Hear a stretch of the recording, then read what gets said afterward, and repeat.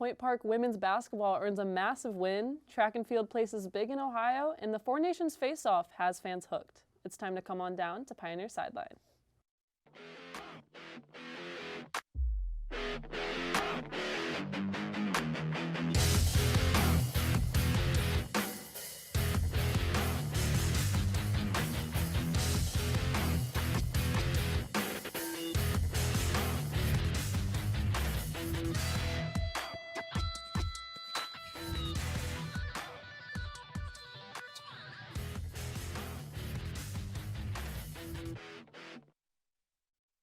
Good evening and welcome to Pioneer Sideline. I'm your host, Bryn Reese, back with another week of sports news.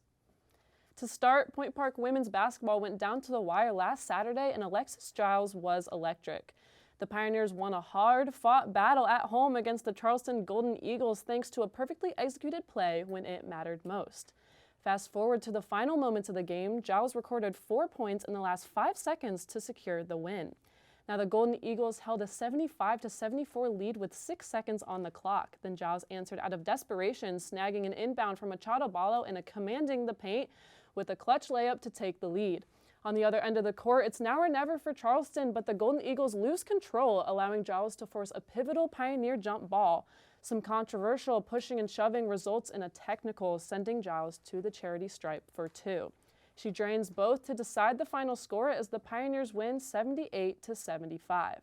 Now, Giles grew all too familiar with the foul line, racking up 18 free throw attempts on the day and making 15 of them. This, in combination with her 42% success from the field, made her the leading scorer on the court with 26 points. She ties Camille Foltz for Point Park's single-game scoring record this season. Giles is now the 10th highest scorer in the Mountain East Conference with 13.5 points per game. But on Saturday, Giles was not alone. All 5 Point Park starters finished with double digits in the scoring column. Emma Pavlik followed Giles with 14 points and Ari Bleda recorded 13 points. The Pioneers aim to keep the ball rolling on Wednesday versus the number 1 ranked Fairmont State Falcons. Meanwhile, the Pioneers improved to a 6-11 MEC record to tie for 9th place. Next, McKenna Smith is here with an update on the men's team. McKenna? Thanks, Bryn. Point Park came up short at home against the University of Charleston, falling 59-47 in Saturday's Mountain East Conference matchup at CCAC. Despite a strong first half, the Pioneers struggled offensively and couldn't complete a comeback.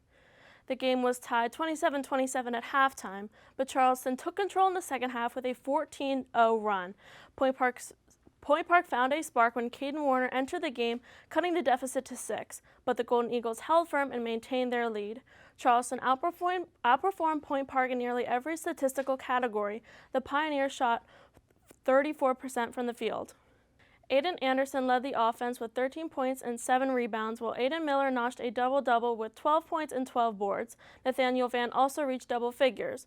Charleston narrowly edged out Point Park on the glass 36-35. Zach Loveday led the Golden Eagles with 7 rebounds and an impressive 8 blocks.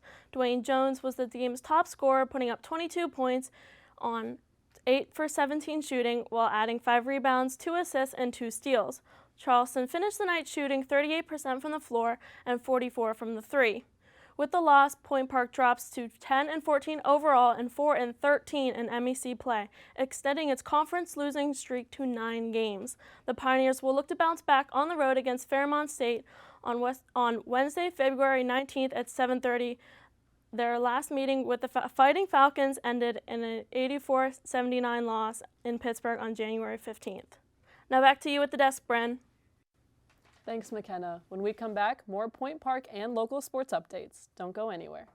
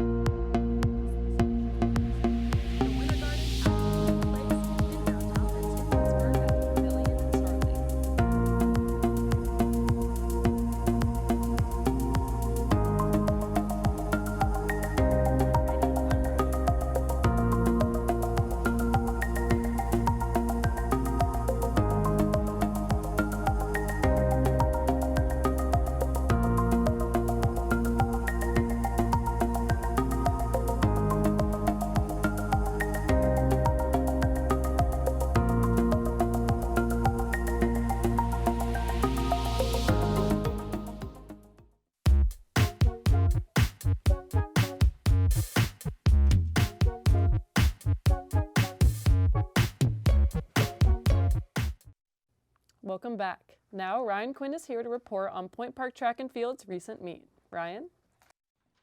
Thanks, Bren. The Pioneers track and field team traveled over to Spire Academy to compete in the Spire Collegiate Indoor Games. Point Park was able to have 15 top 10 finishes and one first-place finish on their travel to Ohio. The first-place finish belonged to freshman Kamar Sutherland in the 60-meter hurdles with a time of 8.28 seconds. This time also becomes the second fastest time for this event in the school's history. Sophomore Akeem Mustafa placed sixth with 8.48 seconds, which is now the third fastest time for the school. Akeem had two other top 10 placements, fourth in the 60-meter dash and seventh in the high jump. Senior Juan Beretta was able to place seventh twice in the 60-meter and 200-meter dash with times of 7.05 and 22.38 seconds, respectively. For the women's side, freshman Dunya van de Toren had the highest placement for the women, being fifth place in the high jump with a height of 1.65 meters, just 0.03 meters lower than the jump she had last week. Sophomore phenom Cassandra O'Connor got sixth in her effort in the mile with a time of 5 minutes and 16.84 seconds. Another sixth place was taken by Allison Palacio in the 3,000-meter race with a time of 10 minutes, 20.46 seconds. Both O'Connor and Palacio with those times were in events were top 5 in the school's history. The next event for the Pioneers is their first ever MEC Indoor Track and Field Championship, where they will travel to Marshall University in Huntington, West Virginia. That's all from me this week. Back to you at the desk, Bryn. Thanks, Ryan. Now, that's all for Point Park Sports, but what's coming in the week ahead? On Wednesday, the 18th, PPU Hoops travels to West Virginia to take on the highly competitive Fairmont State. Then both teams return on Saturday for their second-to-last home games versus Frostburg State. Indoor track and field, the season was nearing its end as the Pioneers compete in the MEC Championships in Huntington, West Virginia on Sunday and Monday. And baseball finally kicks off on Sunday the 23rd in a doubleheader against West Virginia Tech. Get all the news and more on PointParkSports.com and tune in next time for your Point Park Sports Update. Now we have Ryan Thiele with the latest Pittsburgh news. Ryan? Thanks, Bren. This week in Pittsburgh sports were relatively slow. Let's get started with the Penguins. The Penguins are entering the second week of the Four Nations face-off break. Two Penguins are shining for their respective countries. Starting with Captain Canada, Sidney Crosby has been lighting up the lamp with having 1 goal and full assists and is leading the tournament in points. Erik Karlsson is also heating up for the Sweden as he is in the top 10 for total points, tallying 1 goal and 2 apples for a total of 3 points. The Penguins will resume regular season play on Saturday against their rival Washington Capitals at 3 p.m. Let's move over to the Steelers, as they have been in the headlines as of late. They are still struggling to find who will be QB1 for the squad next year, as they have been linked to names like Justin Fields, Russell Wilson, Trevor Lawrence, Aaron Rodgers, and most recently, Daniel Jones. But that was not even the biggest news for the team, as popular fan and writer Kevin Adams paid for a billboard reading, quote, "The standard is mediocrity, trade Tomlin or sell the team, Rooney. We have had enough." This billboard has sparked backlash with fans voicing their opinions on the topic of trading Tomlin and if Art Rooney II should sell the team that his family started. Finally, in the Pirates news, the Pittsburgh Pirates roster has all reported to spring training this past week, including one key prospect. Ranked 15th in MLB Top 100, Bubba Chandler has reported with a non-roster invite, exciting Bucco fans as they get to see him pitch next to Paul Skeens. This is a pitching duo all Pirate fans are excited to see, as they are the future stars for the Pirates. That's all the regional news this week. Back to you, Bryn. Thanks, Ryan. When we come back, more breaking sports news. Stay tuned.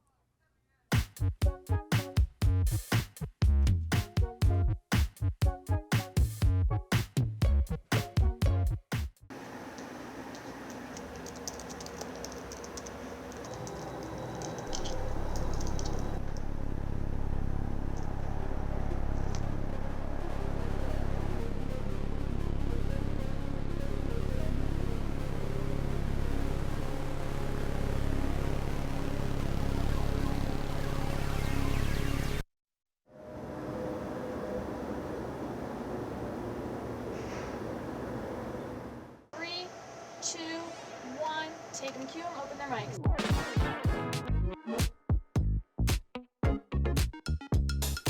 Name mark the 1-year anniversary of the Pittsburgh Post-Gazette strike. Point Park University just hosted a campus-wide meeting. Plans for the rapid transit bus line are not set to conclude until 2025.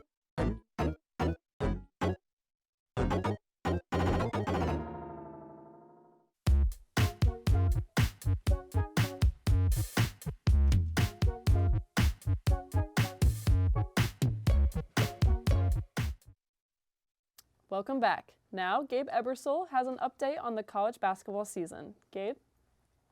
Thanks, Brim. With the professionals taking their midseason break this weekend, college hoops stepped up to the plate and picked up the weight. In a hectic season that left the standings scrambled every week, the Auburn Tigers remain atop the pile for the 6th poll in a row, claiming 59 of the 60 votes for the premier spot. Led on Saturday by senior big man Johnny Brooms 19, 14, and 6, the Tigers bested the nation's top challenger, number 2 Alabama, by a score of 94-85. Charting at least 13 points from 6 different players in the contest, the 23-2 squad continues to stack their resume with top 10 wins, which includes Houston, Iowa State, and Tennessee. Now, Auburn is followed in the poll by the universities of Florida and Duke, the only 2 programs able to overpower them this year. Florida stayed in the win column after dubbing the Tigers, beating number 21 Mississippi State and South Carolina in SEC action. Duke bounced back this stretch from a close Clemson loss, with 3 blowouts in ACC play. Coups 21-8 per game over the run, leading to an average victory margin of 25 points. Number 17 Kentucky, number 19 Arizona, and number 23 Kansas, the preseason number 1, each possess a 17-8 record after losing 2 of their last 4, the worst record among still-ranked rosters. The single top 10 change was the inclusion of Texas Tech, granted after the roughest week was endured by Purdue. The previously 7th-graded Boilermakers dropped to 13th, after they fell first to 20th-ranked Michigan, 75-73, before fumbling a halftime lead to 16th Wisconsin, falling 94-84. The lone team to drop from the list this period was number 24 Creighton. All in all, we're looking at 9 SEC squads that boast a ranking this week, as well as 5 in each the Big Ten and the Big 12. If you've seen enough out of Auburn to label them the future champs of March Madness, you can buy in now at plus 350 odds currently, followed by Duke at plus 400 and Houston at plus 900. Now, at the desk, Megan Lukatish is reporting on the NHL's Four Nations Face-Off. Megan? Thanks, Gabe. This year, the NHL hosted the Four Nations Face-Off, a best-on-best tournament between Canada, Finland, Sweden, and the United States. The round-robin games wrapped up last night, so let's take a look at how the tournament has played out so far. It all kicked off on Wednesday night in Montreal between Canada and Sweden in truly exciting fashion. Sweden took a penalty early, and it proved costly as Canada's deadly power play was able to convert on a goal from Nathan MacKinnon, who was set up by Connor McDavid and Sidney Crosby. Heading into the third, Canada was ahead 3-1, but Sweden's Adrian Kempe and Joel Eriksson Ek would tie things up and send this game into overtime. About 6 minutes into OT, a feed from Sidney Crosby to Mitch Marner gave Canada the first win in the Four Nations face-off. The next night, the United States and Finland met to begin their round-robin schedules. Henri Jokiharju got Finland on the board first, but that's all the life they would have as the United States would put up 6 unanswered goals.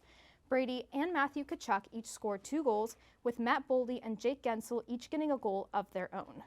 Goaltender Connor Hellebuck had 20 saves for the Americans.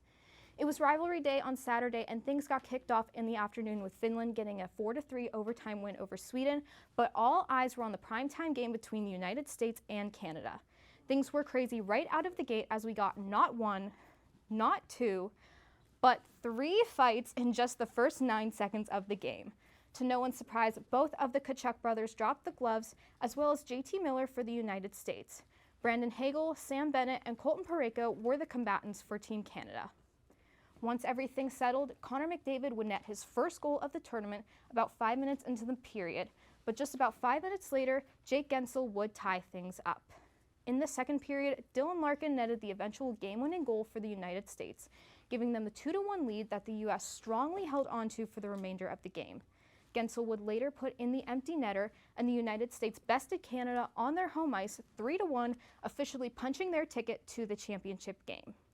As the tournament shifted to Boston, Canada, Finland, and Sweden all had a shot at that second championship spot heading into Monday's games.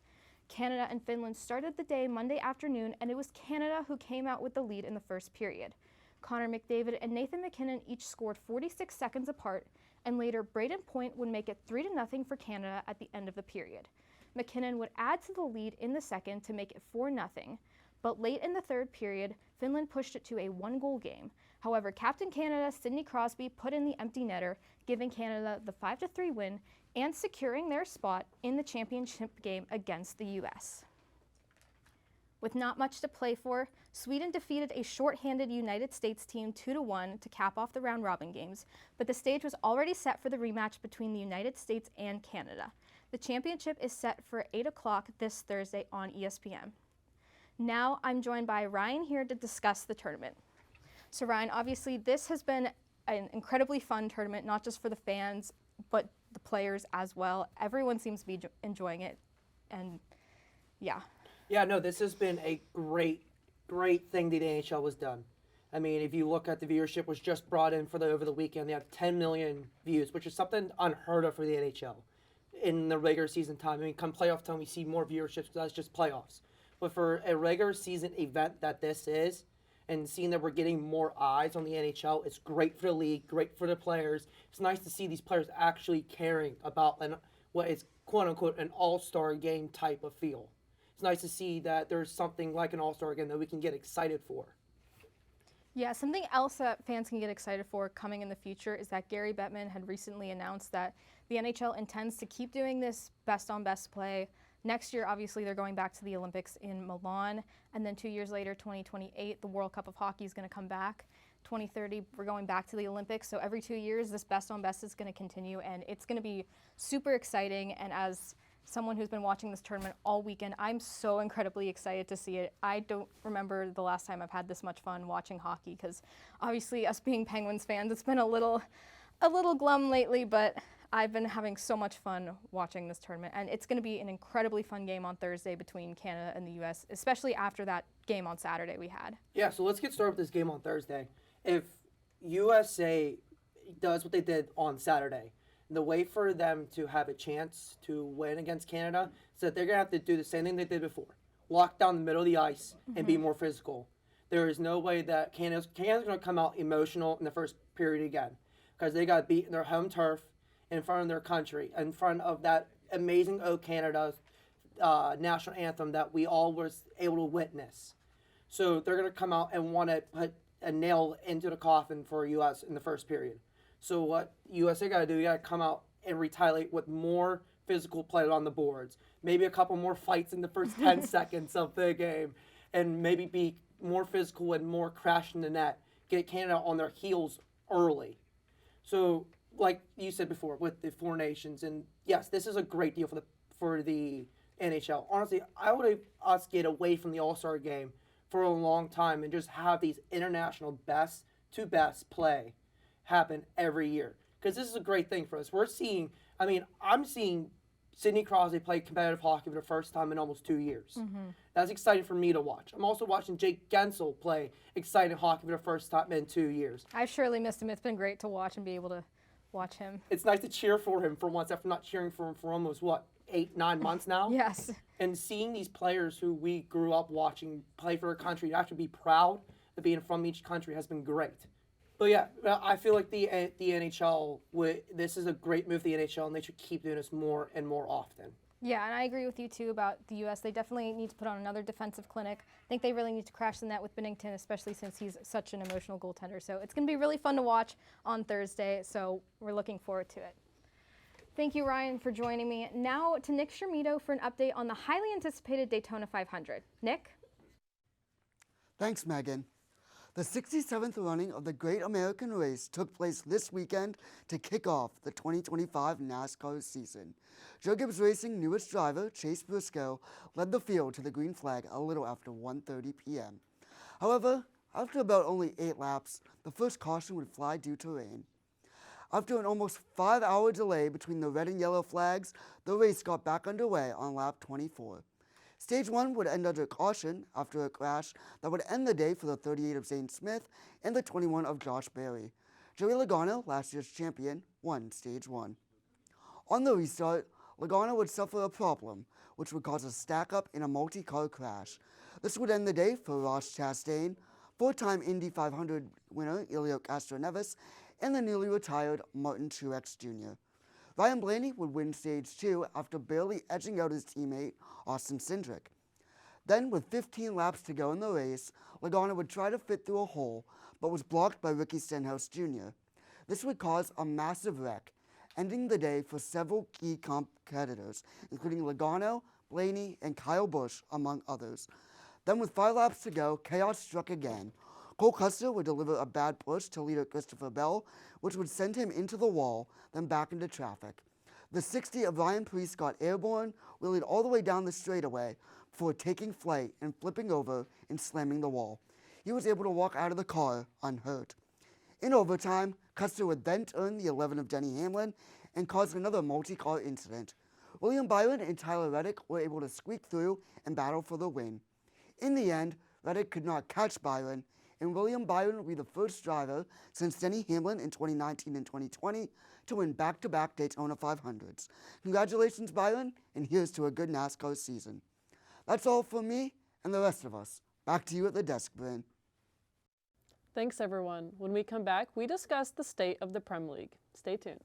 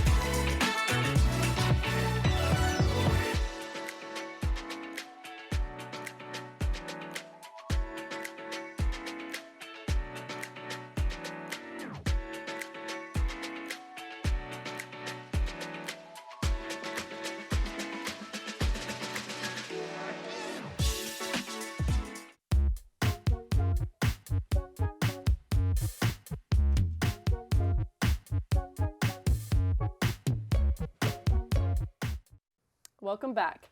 Now, enough of the NFL and NBA talk. What's happening overseas in the Premier League and Champions League? I'm joined by McKenna, Nick, and Luca to discuss our thoughts and predictions. So we're going to start here with the Premier League. I kind of want to get your thoughts. Who do we think's going to take it all? McKenna. I think for me, it's going to be Liverpool this season. I know that they're kind of struggling in form. I think they're winning, and that's the most important thing, that they're winning.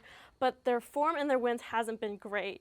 You know, they've lost in their last Champions League against PSV. They lost. Oh, no, excuse me, they tied, which that's a team that they should be beating.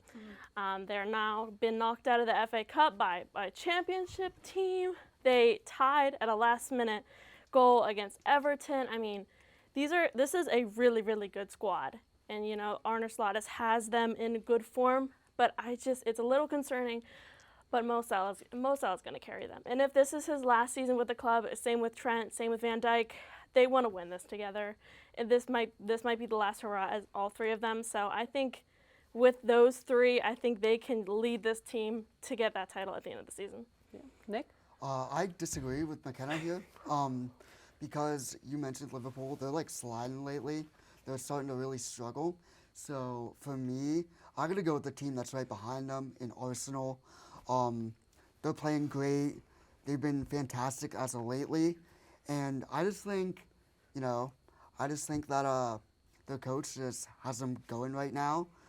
I'm literally blanking on his name. That's embarrassing. But Arteta? Yes, thank you. I think Arteta has them going great right now. And I think they can just carry this momentum. And if Liverpool, they keep struggling against these teams and keep, either tying or losing against these teams that they should beat, then they're going to slide. And I think Arsenal's is going to go right past them. Yeah. Luca? I'm going to go with the team behind Arsenal. I'm taking Nottingham Forest. Okay. They're doing they're on a crazy run. They finished 17th last year, and they're in third. I don't know what Nuno Mendes has them doing, but it's working. Chris Wood is in the Golden Boot race. He has 18 goals. So I think Nottingham Forest are taking the league. Luca, I'm curious, what makes you not have Arsenal or Liverpool? What makes you think they're going to pull through? I just don't like either of them. Fair. I don't like Arsenal. I've told you that. Yes. I think Nottingham Forest have the unique talent this year. I mean, Chris Wood, Morgan Gibbs-White, they're players that have the talent, but they haven't had the chance to show it, right? They've been in 17th. They've been in relegation battles. Nuno Mendes has this team doing something special this year.